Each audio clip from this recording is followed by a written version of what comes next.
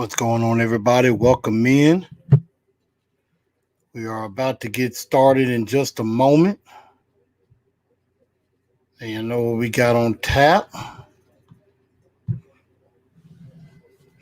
And we're going to get everything started. Make sure y'all spread the word. Let everybody know this show is about to get started in just a moment. And we are going to have a heck of a good time.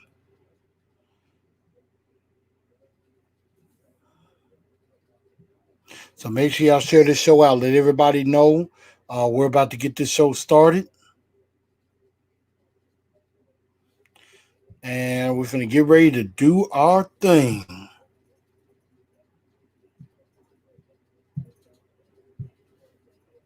So I hope everybody's having a good day so far. Hopefully everybody is staying safe with COVID going on. And we're going to get ready to talk a little football. And I do have an announcement that I do need to make that's going to be for at least the next couple of weeks coming. So stay tuned for that. But if y'all are out there and y'all are able to share the show, please share this show out. Make sure y'all let everybody know that the show is going, and we're finna get ready to get started. I see AZ Mick. I see Joseph in here. How's everybody doing? Make sure y'all share this show out.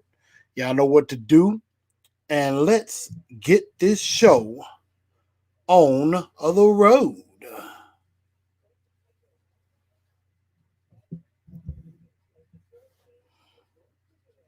Hope everybody. Let's get Titans up. Titans up.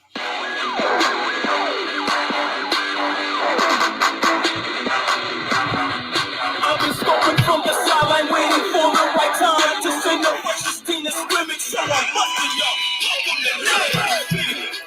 We got this here. We got this here. Go right back. We got this here. We got this here. Just send us over. Out till loud and clear. Go right back. See, we got this here. It's a brand new dance and it's about to go live. Tighten up, Nashville, rep the 615. Push it, tighten 2 steps, step to the right. Ooh. Tighten 2 steps, there you go. Sorry for that. Blue jerseys everywhere. Game face, yeah, we got it on. Sticking out our chest, beating on it like it's King Kong. Countdown. It's about to get rough. Here come the train, y'all. Tennessee, tighten up. Let's get tightened up. Tighten up. Let's get tightened up. Sticking out my chest, beating on it like it's King Kong. Sticking out my chest, beating on it like it's King Kong. Tighten 2 steps, step to the right. Then get tighten 2 steps, step to the left. Sticking out my chest, beating on it like it's King Kong. Sticking out my chest, beating on it like it's King Kong. T-N-T. Do get loud, E. Third down, come around, we about to shut down. Good evening, Titan Nation. How's everybody doing? Welcome in to a brand new edition of Titans and Truth. I am your host, Chris, aka Blue Enforcer, and I am very happy to be with y'all this evening to give y'all the show in its entirety. It is me. I'm going solo tonight. No guest, but I definitely want to thank all the guests that have been on recently. Miss Teresa Walker and also Michael Griffin last week. And if you have not watched either one of those shows, you need to go back and check them out because both of those shows were fantastic and had a lot of fun doing it. I see we got AZ Mick, Boston Titan was going on, Reggie B up in here. And I know more of you are going to be pouring in as the show is going. So definitely glad to have everybody here. And everything with that, but also make sure y'all share this show out, share the show, and also know where to go to follow with Titans of Truth, either on the TNT Enforcers page, on Facebook, on Instagram at Titans_N_Truth, also on Twitter at TNT Blue Enforcer. So make sure y'all follow all of that for any of the latest content, any of the latest news that may be coming out with the Tennessee Titans. Definitely be following those for updates or anything that's going on. So I am definitely, we're definitely going to be trying to put some bigger things together, and you know, we're going to be having a lot of different things that's going to be happening, of course, with the season coming up. Making sure that we do have a season, with COVID-19 going on. But I hope everybody's having a good week, and we're going to get this thing started. As tonight, we're going to talk about the top 100 list. The Titans that were on the list, and also the Titans that should have been on the list, and that were snubbed, and we know a couple that definitely got the snub on that, and everything as well. So we're definitely going to get into all of that, and definitely a whole lot more. Also, we're going to be doing, of course, Pick My Brain, and we're going to do the final high-low draft edition for tonight. We're going to be talking round 7 draft picks. So we're definitely going to go into that and talk about that as well. And your thoughts on some of the best 7th round picks. We did have a few that did make an impact for this football team. I'm just making sure I do some a little sharing as well. I'm making sure I do a little bit of sharing, putting out on the show also. And that's why y'all see me looking down for a second and everything. But, y'all make sure y'all follow up. But to begin the show, and let me see, I see King Isaac's up in here too. What's going on? Y'all make sure y'all spread the word. I appreciate y'all being with me tonight. But first piece of news that we're going to have is that all of our draft picks have been signed, because Isaiah Wilson is the last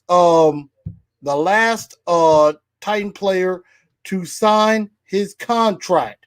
So Isaiah Wilson is now under contract, and now all of the Tennessee Titan rookies are under contract for the next 4 years. So that is good news on that, as well as that all picks are picked up. And also Isaiah Wilson has been removed from the from that reserve COVID list as well. So he's been removed from that list, and he's good to go. Jayon Brown passed his physical today and was removed from the PUP list. And of course, Corey Davis is still on the PUP list with an injury. I believe it's a hamstring injury. And last but not least, the Titans are still waiting on Vic Beasley to show up. Vic Beasley right now still has not shown up for camp. I believe he gets penalized $50,000 for every day that he missed training camp practice. So, I mean, I don't know what's going on with Landry. I mean, you've heard Titans Upload talk about this. Myself talk about this with Griff last week.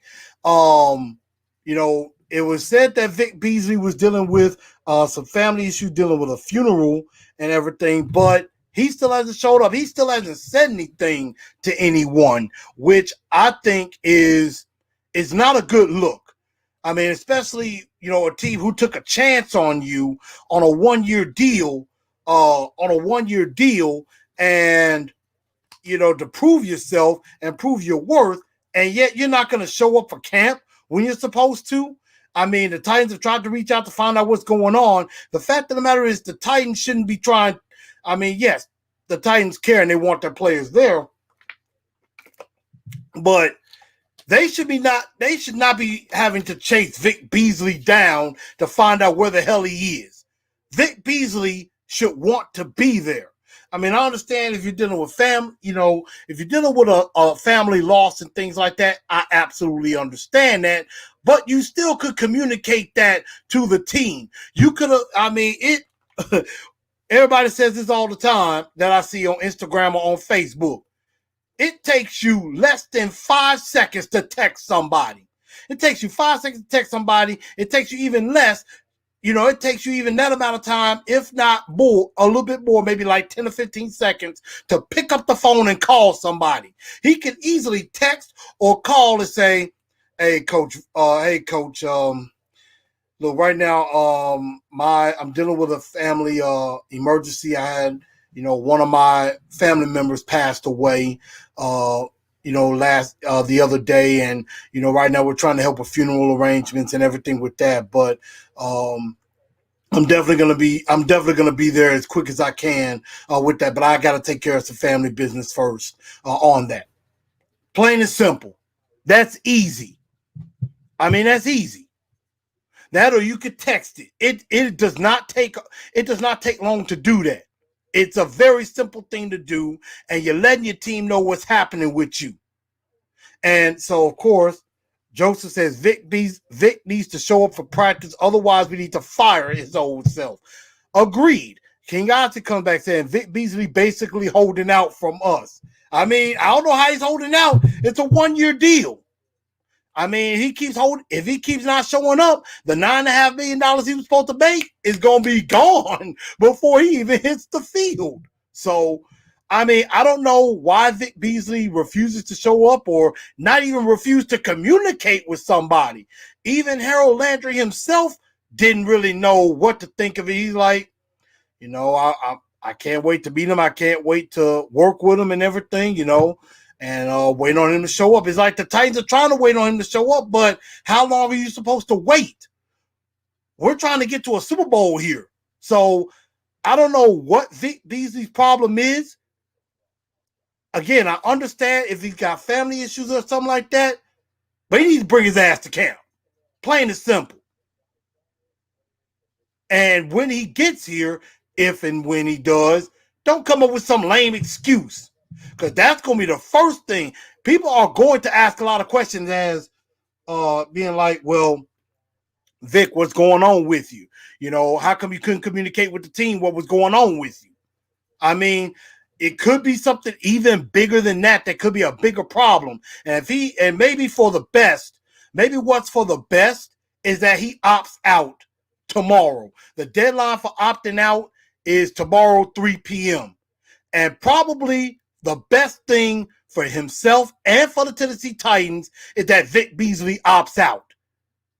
Because if Vic Beasley opts out for corona reason or anything, bang, $9.5 million goes back on the cap, and that gets us at about 20, gets us at about, we're at about 24 million now. We could be upwards of over $30 million in cap space, and that is more than enough money to go and get Jadeveon Clowney. And we're waiting on that as well, and that's something we'll talk about in a bit. Chris Frazier, what's going on? He said people take death different ways. And again, I absolutely understand that. We have all of us have dealt with grief. All of us have dealt with losing a loved one at some point. I've dealt with it with my father, with both of my grandparents on both sides of the family. Both of my grandmothers, both on my mother and father's side, my grandfathers on my mother and father's side. My my auntie passed away a couple of years ago. So yes, we all deal with death different ways. We all grieve in different ways. True. But what I'm saying is that even though you are dealing with that and you're trying to be with family and support family, it don't take you long to at least pick up the phone, text or call somebody and say what's going on. The Titans would definitely understand that. They're not, jackals or bad people or anything like that saying, look, you're here regardless. I don't care about your family. They're not going to be like that. They're family oriented. They have families too. So I'm not saying you can't grieve. Of course, that is natural. But at the same time, you can tell somebody so that way you're not leaving. You have a job to your profession. That is like, for example, some of you don't know this or not. I work a job. I work a 9 to 5, which is really a 7 to 3:30 job. And, if something like that happened with my family, or if something happened like that, I can't leave my job hanging. I can't leave my job hanging and not telling them what's going on with me, because they're going to think that I no call, no show, that I didn't show up for work. I didn't even have the common courtesy or decency to call, or, to call somebody, my managers or any one of my supervisors, to let them know what's going on with me. That's all I'm saying. He could have told somebody. That's all I'm saying. It's very easy. You have a responsibility. And I understand you have a responsibility to your family. That is number one. But as a member of a team, you could at least tell your coaches what's going on. That's all I'm saying. If you think I'm incorrect with this, it's okay to disagree. I'm not trying to say you can't grieve or anything like that. Trust me, I am not saying that. All I'm saying is that you can tell somebody. You can tell somebody, you can let somebody know what's going on, so that way they know what's up. That's all I'm saying. Boston Titan comes in and says, we can only control what you can control. You play with the guys that are in camp. Agreed. Joseph says, Beasley being a chump right now. Let's fire this pronto. Saw a picture of him at a basketball game on Twitter. See, if that is true, he at some basketball game today instead of at practice. Instead of being at practice, that tells you his priorities are not together, which tells you he's not committed. Now, again, Joseph, I need to find, Joseph, you got to tell me and tell us where on Twitter did you see that? And was that recent? Because, hey, anybody could put up a picture, today that may have happened months ago. So we don't know that. But again, you can tell somebody. You can't control only what you can control, but you can control at least saying to somebody what's going on. If you're not going to at least say why you're not at camp, that's also now true enough. You're dealing with family and things like that, but you're sending a different message to your team saying, I'm not committed to my teammates. I'm not even committed to my team to give the common decency and courtesy to tell them what's going on with me. That's all I'm saying about that. But we can all agree to disagree on that. But again, if anybody got any proof of where did you find that on Twitter, let us know in the comments section. But anyway, let's keep going as we now get into the NFL top 100, as we had, 4 players hit the list. We have 4 players on the list in the NFL top 100, 2 former Titans and 2 current Titans, as you see listed here. Of course, former Tennessee Titan defensive lineman, now with the Broncos, Jarrell Casey, came in at 71. You have Ryan Tannehill coming in at 68. You got former Titan cornerback Logan Ryan in at 60, well-deserved.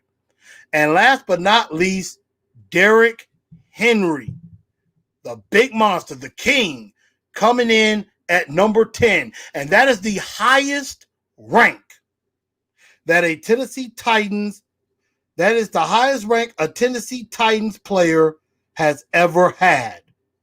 Ever. Chris Johnson was the last one, and he was ranked number 13. Derrick Henry has the highest rank of any Tennessee Titan player ever in the top 100 at 10.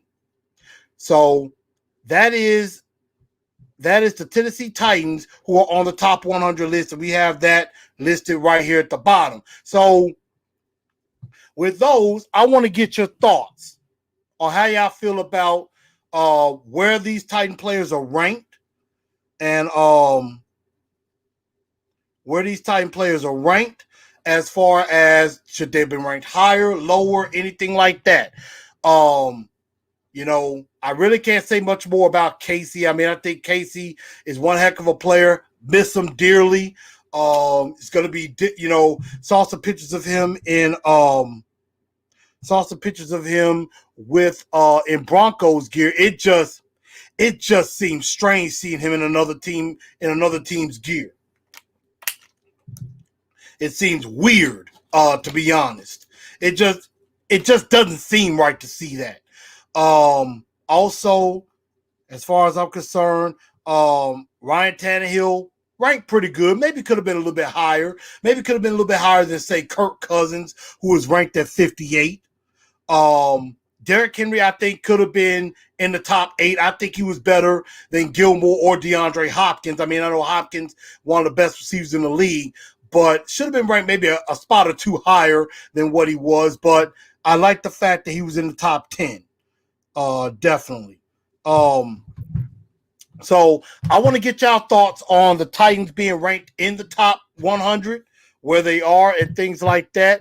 And also, I want to mention some snubs that did not make the top 100, who maybe should have been considered for the top 100. Of course, our top guy is Kevin Byard, who they did a thing with the bottom 10 who did not make the list. The 10 honorable mentions, the guys that just missed the top 100, they had Kevin Byard at 103. And I honestly think, and I had this on one of my takeaways from the top 100. I'm just going to pull this up for a second because of, this particular subject that we're talking about. Kevin Byard's one of my takeaways from that, and is that Kevin Byard should have been number 1 in the top 100, and he should have been ranked ahead of guys like Butter Baker, who made it at 96, Earl Thomas at 75, Harrison Smith at 64. He should have been at least in the top 60 on that list, to be perfectly honest with you there. I think he deserves to be ranked. I don't know how is it that he wasn't ranked. And we'll talk about the other takeaways a little bit later in the show. A.J. Brown definitely should have made the top 100. I don't know how A.J. Brown didn't make the top 100, and DK Metcalf does make the top 100. I have no idea how that happened. No clue whatsoever how that went down. Taylor Lewan, I don't know how he didn't make the top 100. Now, maybe what happened was that they probably took it to, these are players doing this. Of course, they take into account the fact, they probably took into account that he missed the first 4 games of the season. So that's definitely something that maybe could have kept him off of the list, was that he was suspended the first 4 games. But after that, he was pretty good. So I don't know why Taylor Lewan was not on this list, and guys like Ryan Ramczyk of the Saints and Laramie Tunsil of the Texans were on the list, and he was not. So definitely something I don't understand. I put an honorable mention with Adoree Jackson. I think Adoree made a big difference in the secondary, but one thing about Adoree that keeps him off the list is he doesn't have enough interceptions. You got to have some picks. If you don't have picks, you're not going to get noticed. Truth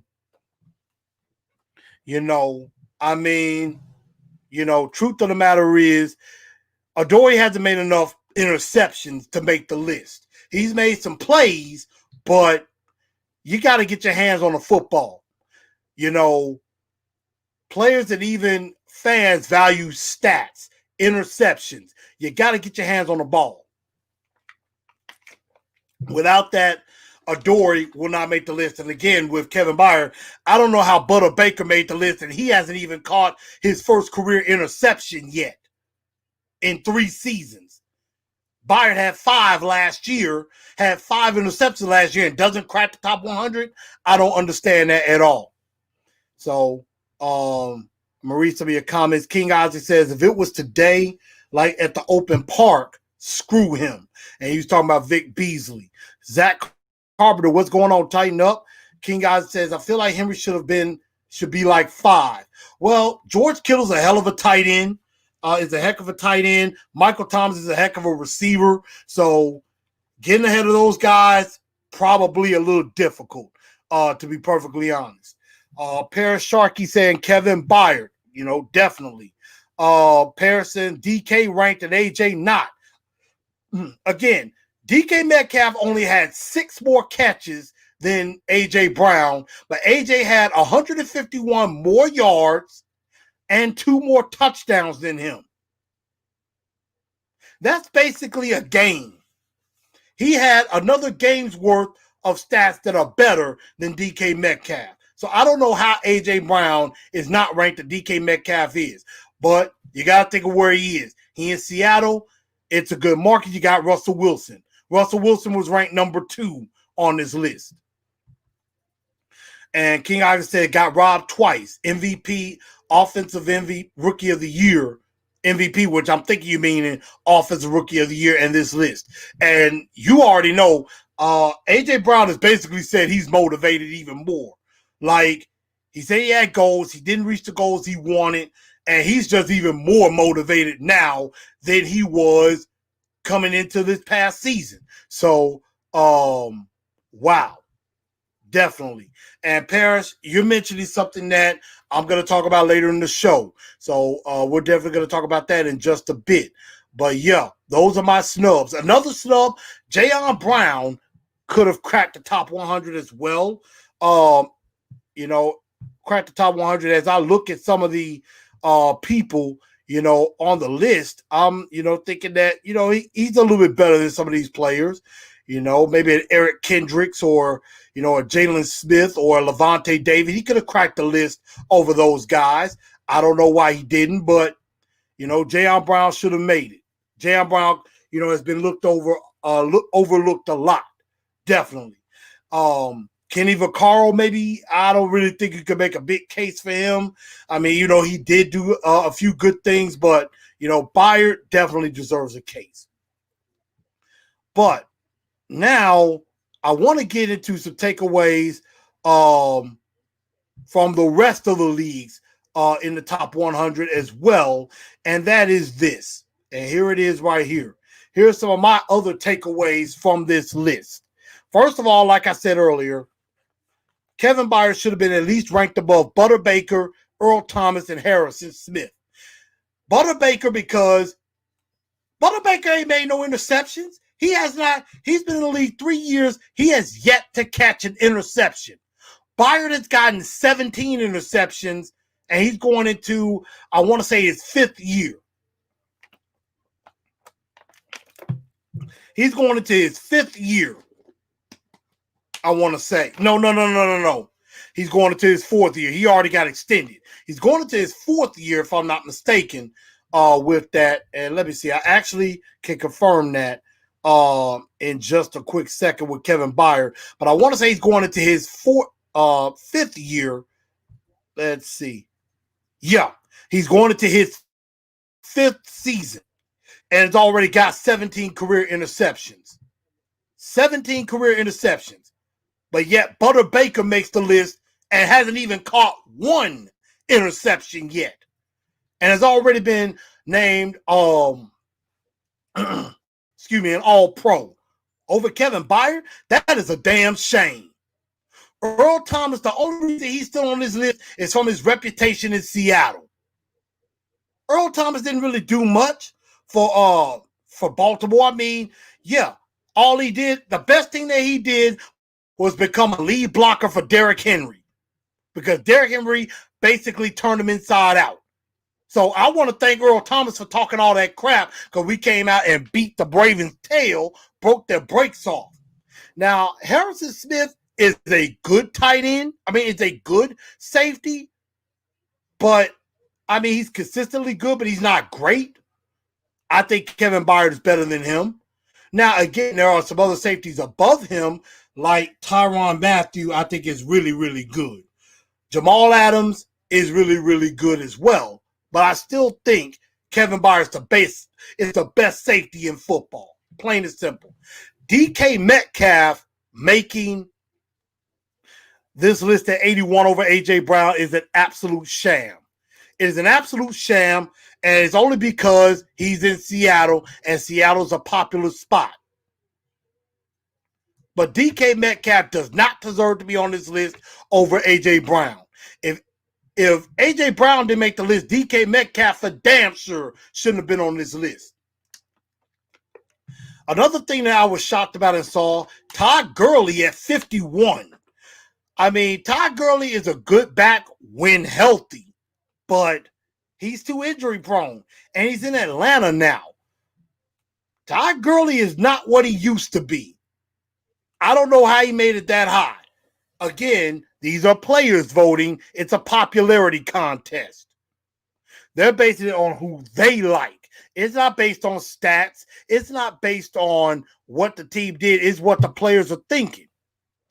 Bobby Wagner, I think, is an exceptionally good middle linebacker, but I think he was ranked too high at 13. I think it was ranked too high. We talked about Derrick Henry being ranked not high enough. Even though in the top 10 is great. What about the Bosa brothers both making the list? And little brother Nick Bosa basically doubled up his big brother. Nick Bosa's ranked 17. Joey is ranked 34. So little brother is better than big brother, which is something I'm amazed about. And of course, last but not least, how in the blue hell is Patrick Mahomes not number one? How Lamar Jackson get number one? Patrick Mahomes won the damn Super Bowl, and he's number 4? Come on, man. I mean, honestly enough, if nothing else, Patrick Mahomes should have been number 2 at worst. If you're going to give Lamar Jackson number 1, Mahomes should have been number 2. No disrespect to Russell Wilson and Aaron Donald. Both of those guys are great. And Michael Thomas as well. All those guys are great. But Patrick Mahomes should have been number 1. At worst, Lamar Jackson should have been at least number 3. And I know he played quarterback, and he played on a team that had the best record. Although the Titans whooped their tail. Well deserved. But, again, Patrick Mahomes should have been number 1 in my opinion. And the fact that Lamar Jackson got it over him, I'm tripping about that very much so. But those are just some of my takeaways from the top 100 list. Give me your comments and what you think, excuse me, of the top 100 in your opinion. Who was ranked too high? Who was ranked too low? Who did you think was snubbed out? Because I know some of y'all watch a lot of football and know what's going on as well. Let's see. Paris Sharkey says he is better, just like you could argue TJ Watt is better than JJ. I agreed. TJ Watt was in the top 25. I want to say. Yeah, TJ Watt is bringing it. No doubt about it. I give you that. TJ Watt is really, really good. Hate we couldn't draft him. Really, really good. So now, y'all, we're going to do a very, very quick Clowney Watch 2020. Very quick. Right now, no signing is imminent.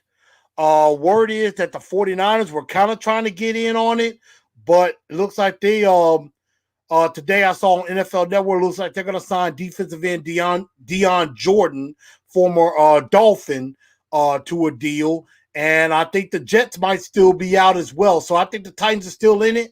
I think it's the Titans to lose. I think Jadeveon Clowney's going to show up. He might. And my thing is I want to put a bet on, here's my question, going to pick my brain. Who do you think is going to show up first? Jadeveon Clowney or Vic Beasley? Which one is going to show up first? And I'm starting to lean that Jadeveon Clowney might show up first before Vic Beasley. So, I mean, it's really not much to report on that. But like I said, Clowney, of course, is at 41 on the NFL top 100 list. And only had 3 sacks. So, if, Clowney joins us, that makes 5 Titans on the list. So, that's something now they're on that. But, let's quickly go to Pick My Brain. Pick My Brain. So, I want y'all to hit me up with some questions.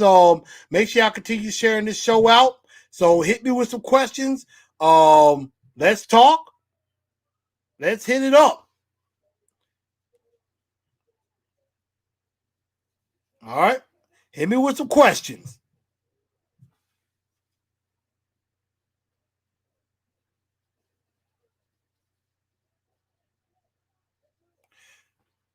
And it's y'all opportunity.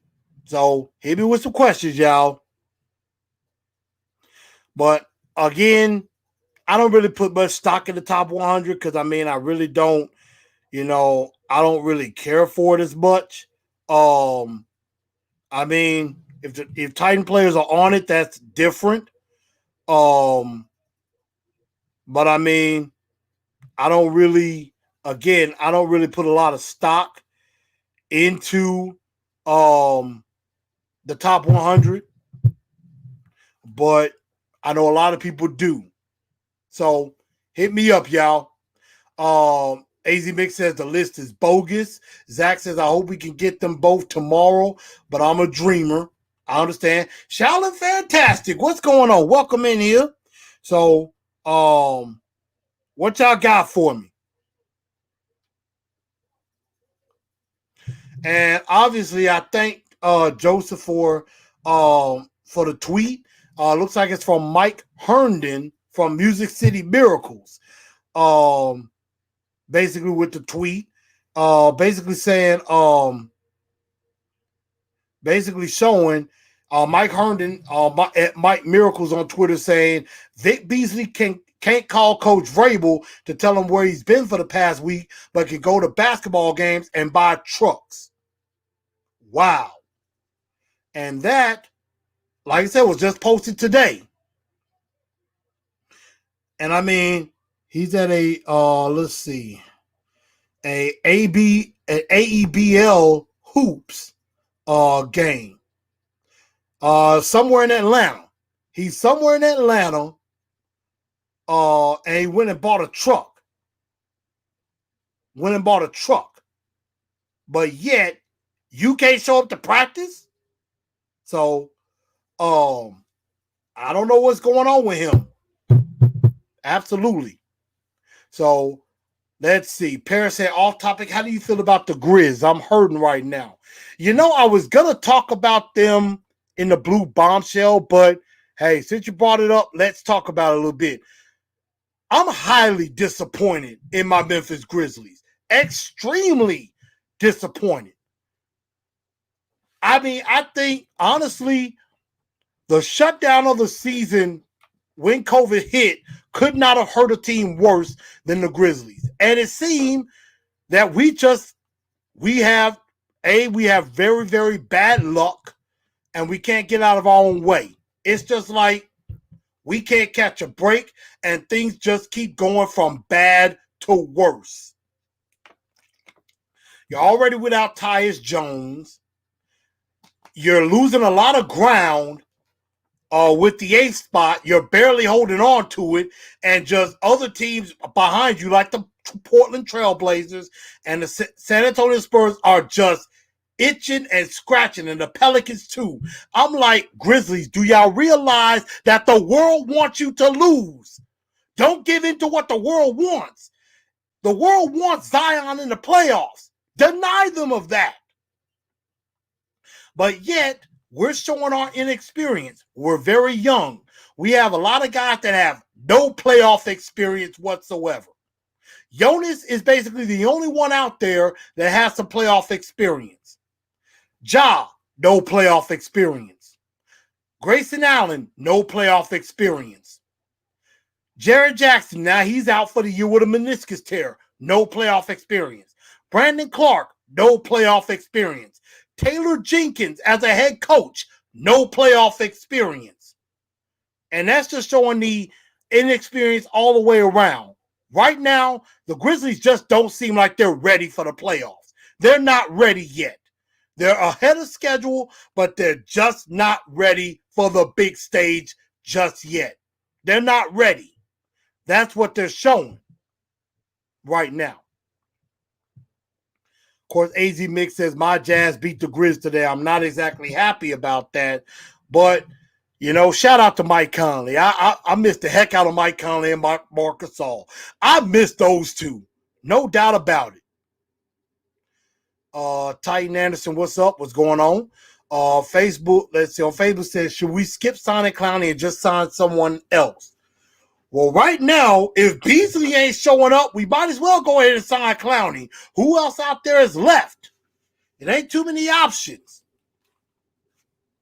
So that's kind of what I'm thinking, is that, we can't really do much worse. I mean, Beasley's acting like he don't want to be here. And, Clowney is biding his time, but I think he'll be here. Titans Mafia says, I'm not confident Beasley will show. I don't know. Let's see. Joe says, if Tony Gonzalez stayed with the Atlanta Falcons on the Super Bowl run, would they have had a better chance? I mean, Tony Gonzalez is in the Hall of Fame, one of the best tight ends ever.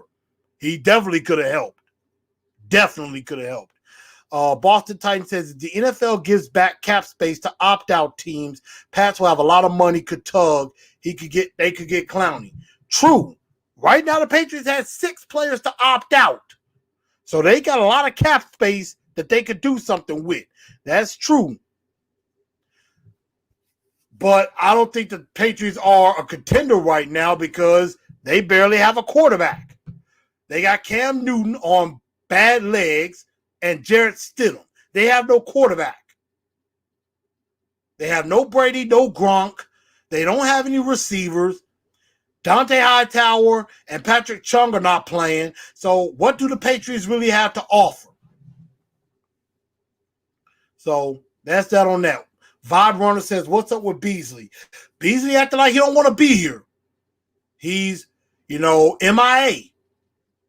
And he's getting fined for every day that he missed. So that's that on that. But I believe that was, I might be able to take one more question.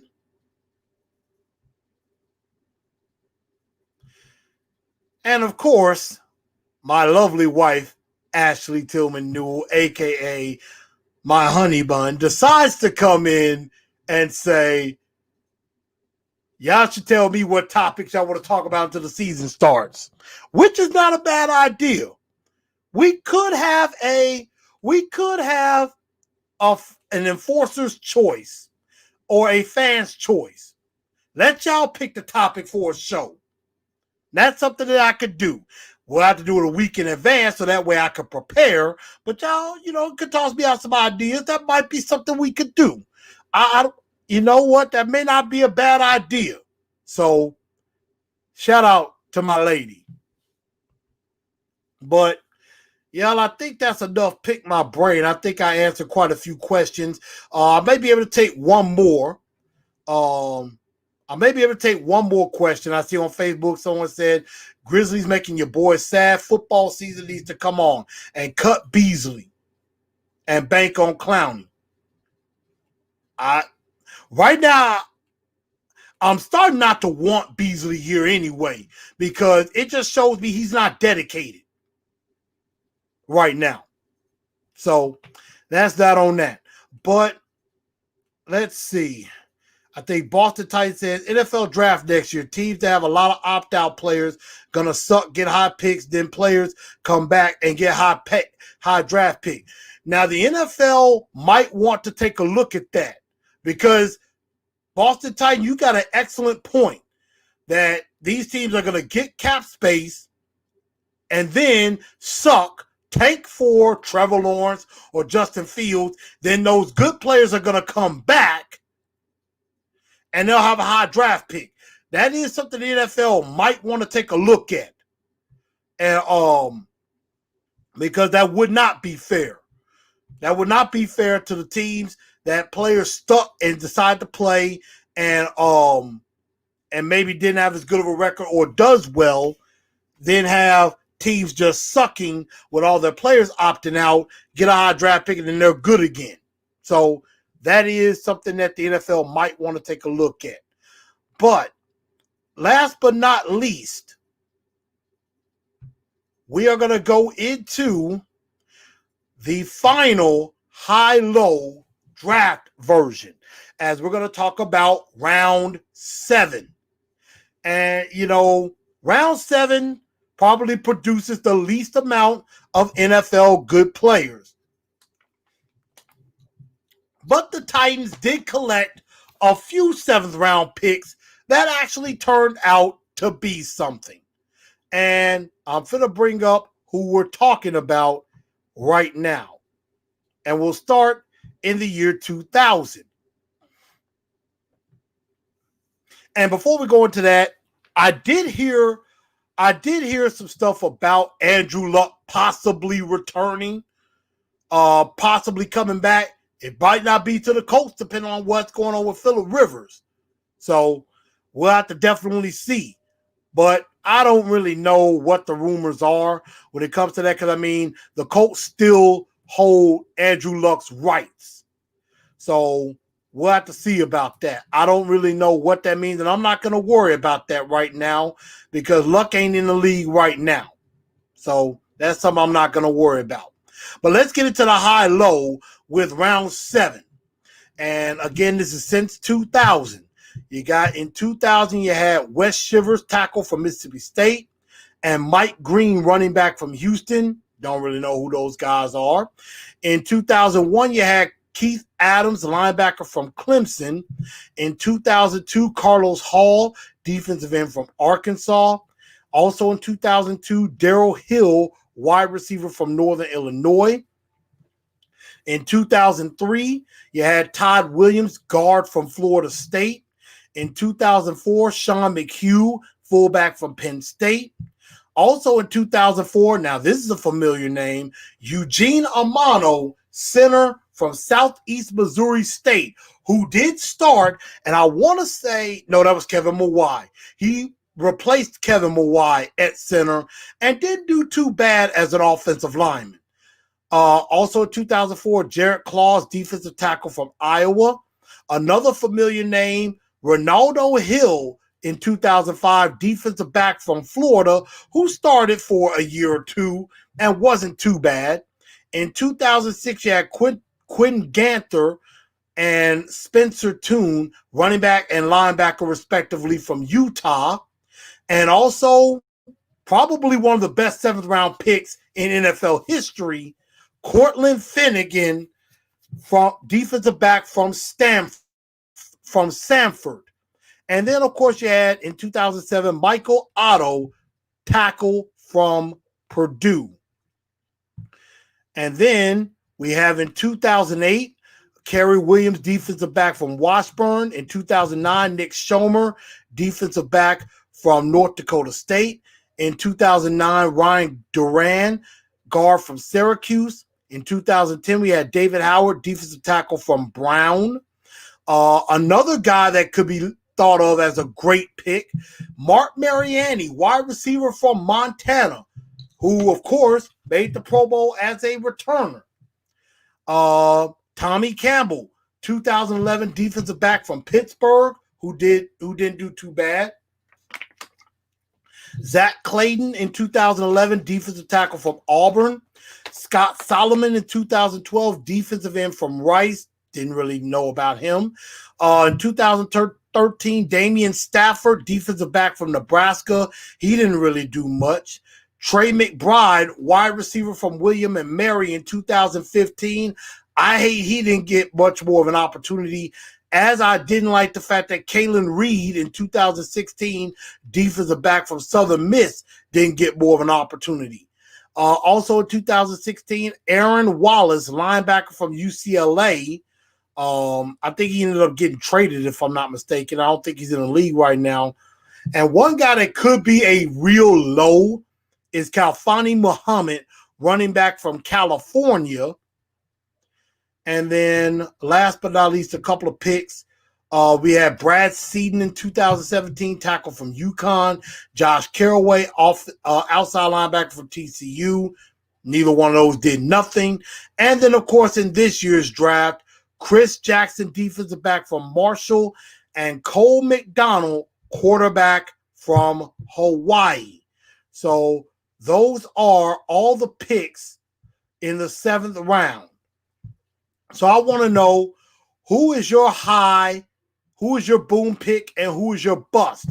I have a couple of guys that could be on the list as a high and definitely one as a low. AZ Big comes in and said Cortland Finnegan was a beast. Paris Sharkey says Mark Mariani. Titans Mafia says Finnegan is definitely a high. I agree with that. I think Finnegan and Mariani should definitely be highs. I'm going to say Eugene Amato could be a high too. He was a solid starter as far as we was concerned with the offensive line. He was definitely solid. A couple of lows that I was disappointed in, who got opportunities. I mean, Damian Stafford could be one. Trey McBride, I was cheering for Trey McBride to maybe make the team and to be a special teams guy or something like that. Kalfani Muhammad, I think by far is the biggest low. And I'm talking about guys that actually had some playing time or who actually got some real deal opportunities. But I would say definitely a low. Yeah, Kalfani Muhammad is a low. Quinton Ganther didn't really make much of a dent or anything with that. So, I mean, those are a couple of guys that I see as a low. But what do y'all think as far as the high? The high and low. But like I said, we see a few Finnegans and Marianis for high. Again, I think lows, Kalfani Muhammad, Quinn Ganther, I think is a low without a doubt. So those are just a few guys that I have as highs and lows for this team. But last but not least, we are going to go into the blue bombshell. And, this is a few people have mentioned this already. And on Facebook says, Finnegan definitely a boom. Few others did well. Everyone else who did 7 rounds, everyone else did what 7th rounders do. That I agree. Joseph says, Cortland Finnegan was a hothead but a talented player. He was fighting on the field and with Andre Johnson. Who could forget that moment? Who could forget that? That was a iconic moment. But, yes, the blue bombshell, we mentioned it. And, I mean, with sports being back, hockey being back, NBA being back, the problems that are going on with Major League Baseball, hopefully the NFL maybe takes heed to what the NBA and the NHL are doing because they haven't had any COVID related people come out. There have not been any positive tests for COVID since the bubbles have started. So shout out to the NFL and to the NBA. Of course, I have to give some dunks of the days to the Grizzlies and the Nashville Predators, both stinking it up today.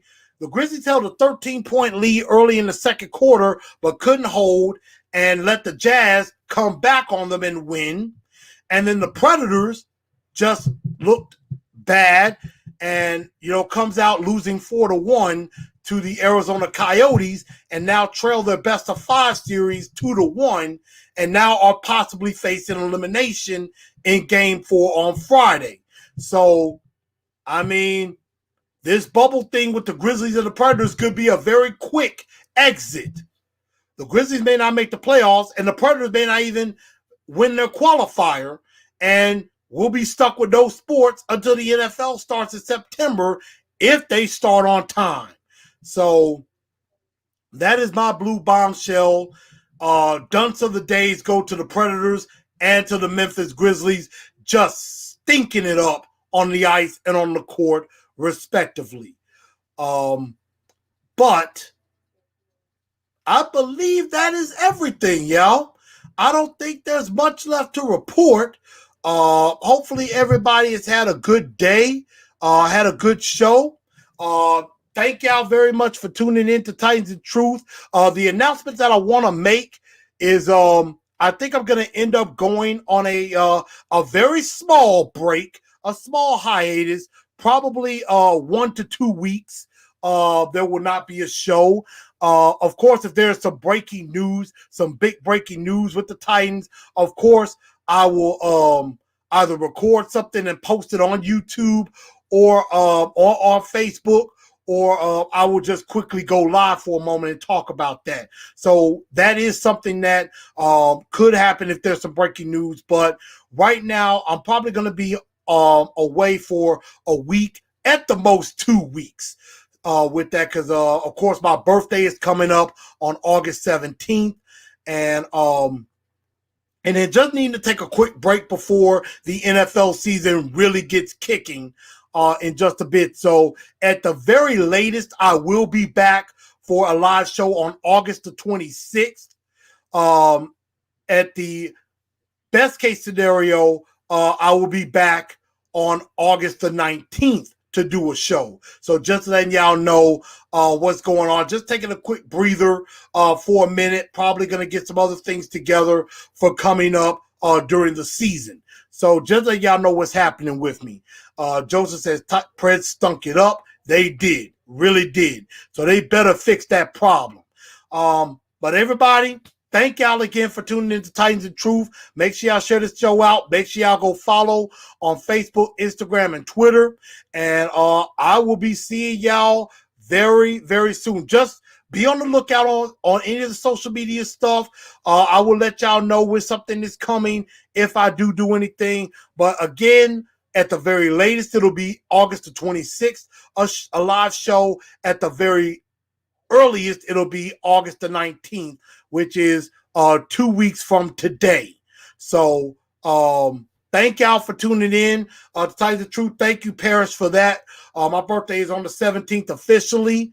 So I may definitely come out with a video or give y'all something. So I may do a little Zoom party or something like that. So I'll let y'all know. But thank y'all for tuning in to Titans and Truth. I'm your man, Chris, a.k.a. Blue Enforcer. I'ma holler at y'all. Watch some wrestling. Peace out.